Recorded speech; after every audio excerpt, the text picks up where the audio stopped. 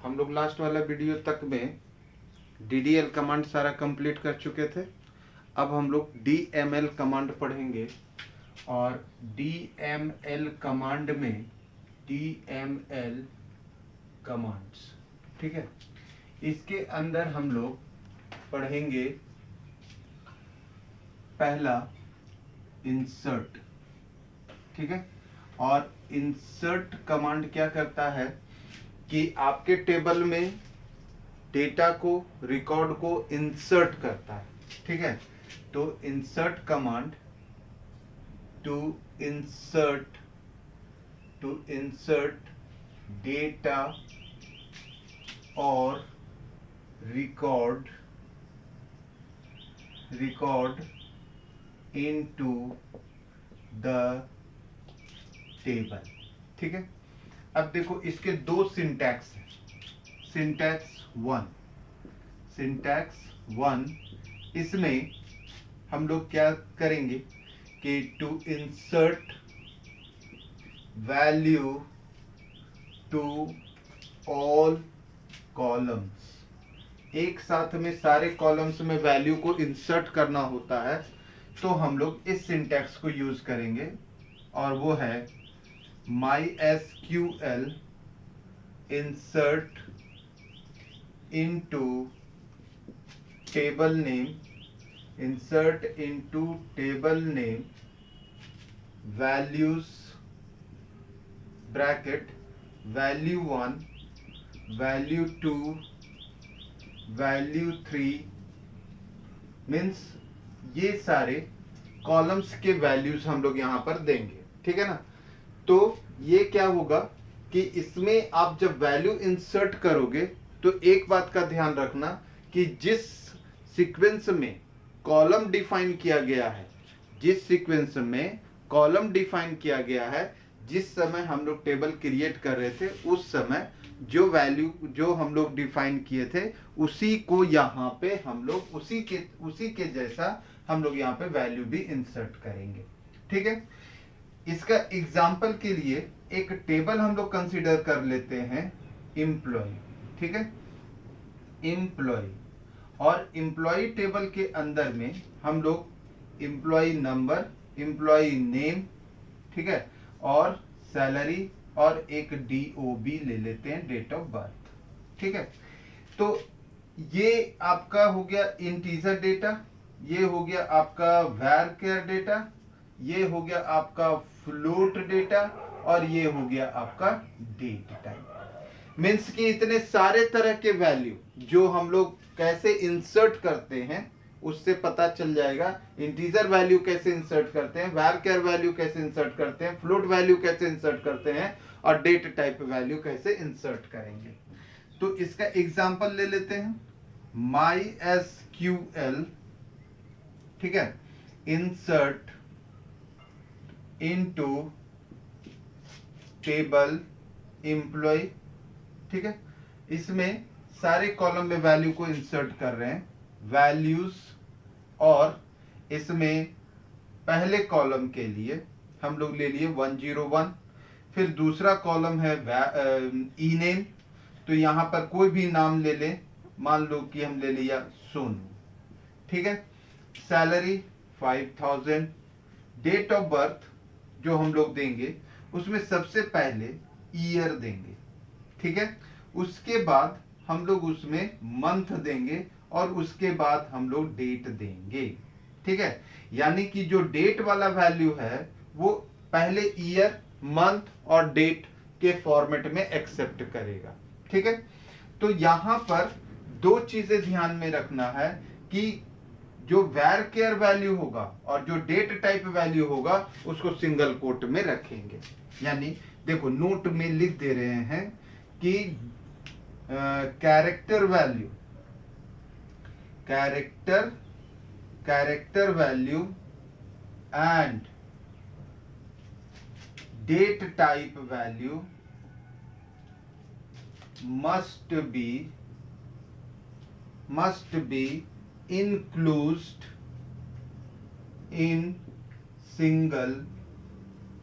must be included in single quote, मतलब ये वाला, ठीक है, तब वो आपको एक्सेप्ट करेगा। तो पहला तरीका ये हो गया कि हम लोग सारे कॉलम्स में एक साथ वैल्यू को इंसर्ट करेंगे। दूसरा इसका सिंटैक्स है कि एक करके हम लोग इसमें वैल्यू को इंसर्ट करते हैं, ठीक है ना, जिसमें कॉलम को डिफाइन करना होगा, क्योंकि हम लोग जो जो कॉलम को लेना चाहते हैं उस कॉलम का नाम देना पड़ेगा, उसके बाद हम लोग उसमें वैल्यू को इंसर्ट करेंगे, ठीक है। तो दूसरा सिंटैक्स है टू इंसर्ट वैल्यू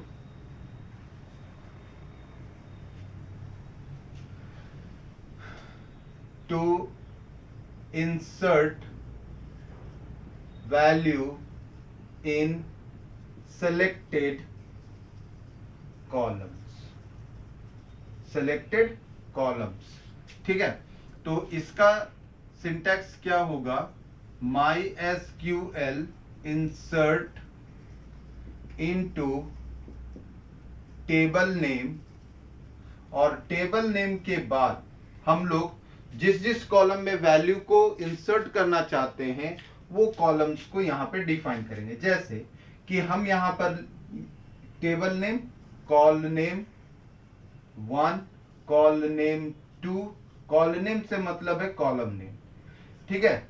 तो ये कॉलम नेम हम लोग डिफाइन कर दिया, और फिर वैल्यूज, और यहां पे जो वैल्यूज इंसर्ट करेंगे, जिस सीक्वेंस में हम लोग यहाँ पे कॉलम को डिफाइन किया हुआ है, जिस जिस कॉलम को लिए और जिस सीक्वेंस में लिए उसी सीक्वेंस में हम लोग वैल्यू भी इंसर्ट करेंगे।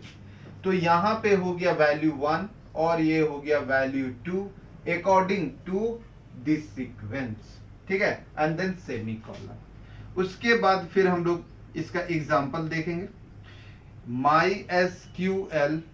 MySQL insert into table name employ, ठीक है, एम्प्लॉय, और 2 कॉलम हम लोग ले लेते हैं।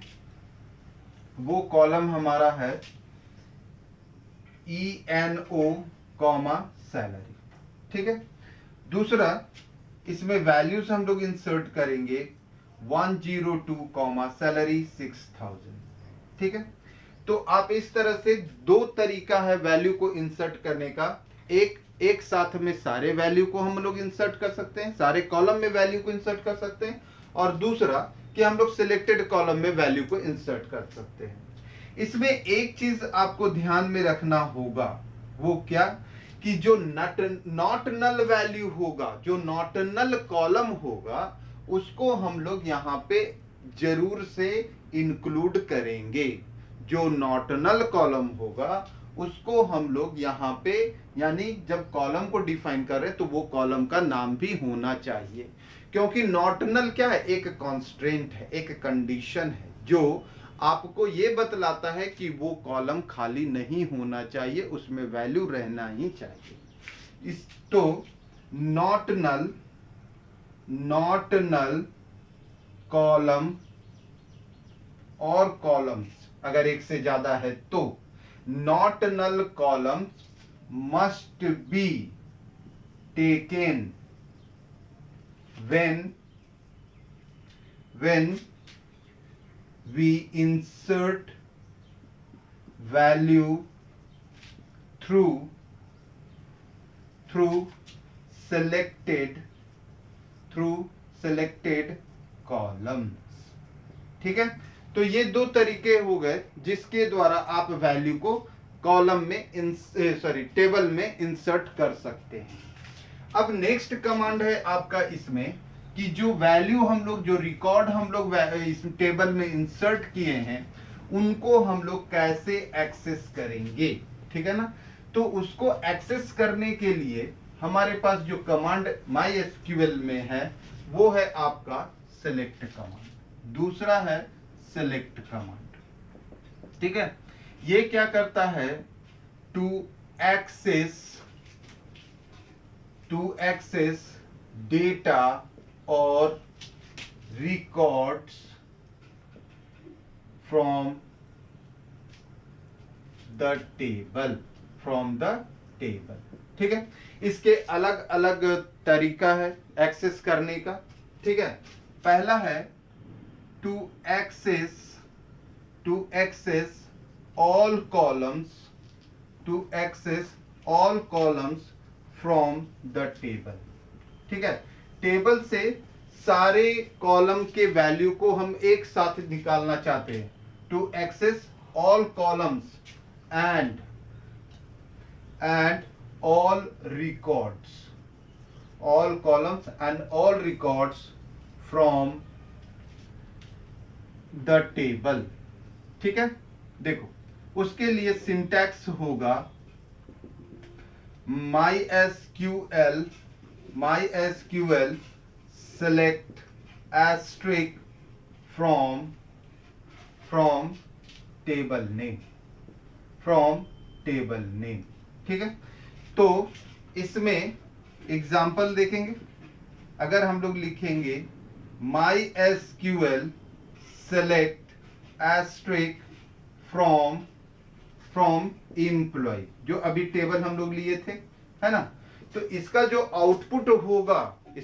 आउटपुट होगा वो टेबल में जितने भी रिकॉर्ड्स होंगे वो सारे को एक्सेस करके आपको दिखला देगा।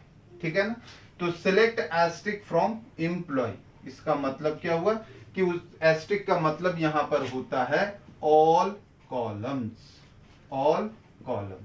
ठीक है, ऑल कॉलम्स, इसमें कोई कंडीशन हमने नहीं लगाया, इसलिए सारे रिकॉर्ड को ही वो डिस्प्ले करके आपको दिखला देगा। ठीक है, अब इसमें दूसरा जो कमांड है वो है to access all records and selected columns। ठीक है, सारे रिकॉर्ड्स, हम लोग सारे रिकॉर्ड को एक्सेस करेंगे लेकिन कॉलम्स क्या होंगे, सेलेक्टेड होंगे। तो उसके लिए सिंटैक्स होगा MySQL select कॉल नेम 1, जो कॉलम को आप देखना चाहते हैं, डिस्प्ले कराना चाहते हैं, उन सारे कॉलम्स का यहां पे नाम लिख देंगे और फ्रॉम टेबल नेम। ठीक है, फ्रॉम टेबल नेम। ठीक है, अब इसका एग्जाम्पल देखो। इसका एग्जाम्पल में हम लोग लिख रहे हैं MySQL सेलेक्ट, हमने यहां पर एम्प्लॉय नंबर और सैलरी ले लिया। ये कहां पे है, तो फ्रॉम एम्प्लॉय। ठीक है, कहां से लिए, एम्प्लॉय टेबल से।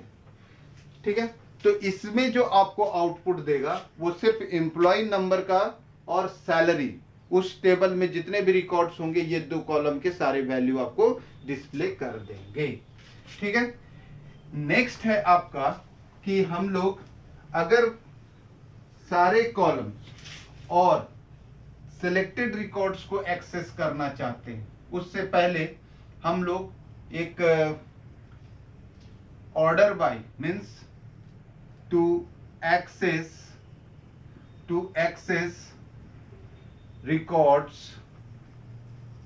रिकॉर्ड्स इन ascending और डिसेंडिंग ऑर्डर, मीन्स कि हम लोग शॉर्टिंग करना चाहते हैं। ठीक है, असेंडिंग और डिसेंडिंग ऑर्डर में अगर हम लोग एक्सेस करना चाहते हैं तो ऑर्डर बाय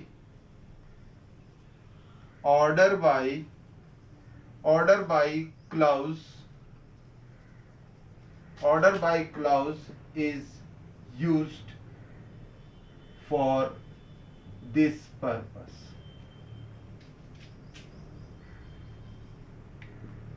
ठीक है, तो लिखेंगे MySQL select call name 1, call name 2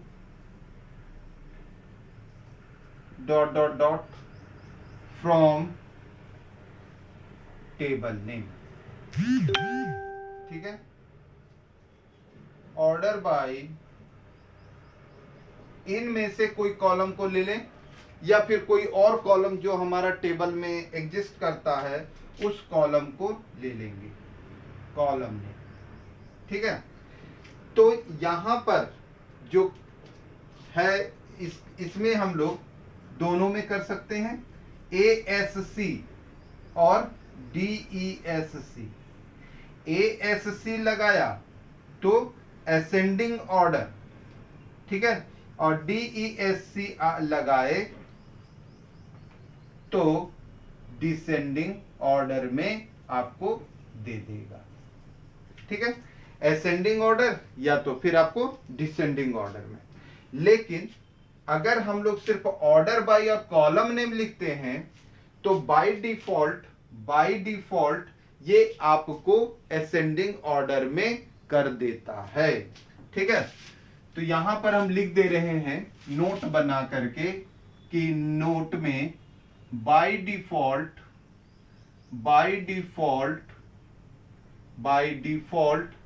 order by clause arrange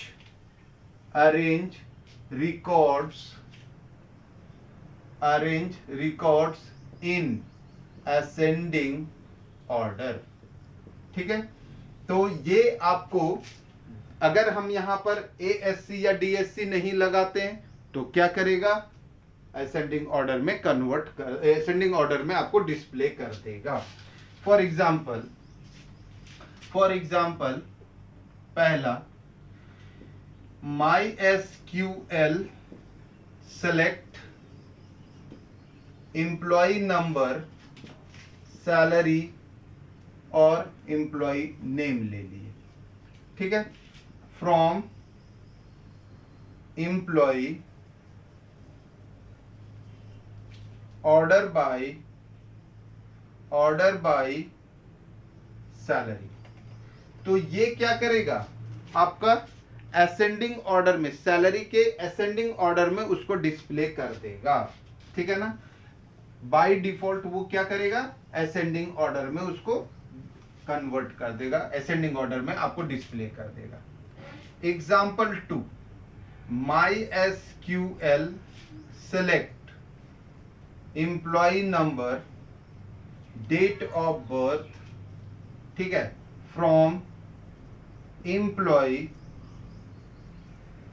employ order by DOB ले लिए। और यहां पर इसको DOB कॉलम के बाद हम लिख दिए DESC। अगर हमको रिकॉर्ड्स को डिसेंडिंग ऑर्डर में कन्वर्ट करना है, डिसेंडिंग ऑर्डर में डिस्प्ले कराना है, तो हम लोगों को DESC लिखना पड़ेगा, है ना, DESC लिखना पड़ेगा। और अगर हमको असेंडिंग ऑर्डर में है तो हम लोग लिख भी सकते हैं और नहीं भी लिख सकते।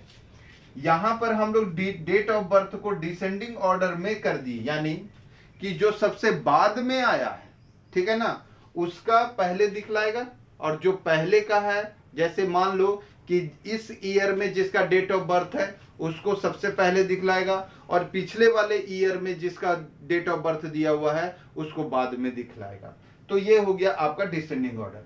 तो देखो दोनों में हम बता दिया कि एक असेंडिंग ऑर्डर में कैसे डिस्प्ले करेंगे और डिसेंडिंग ऑर्डर में कैसे डिस्प्ले करेंगे।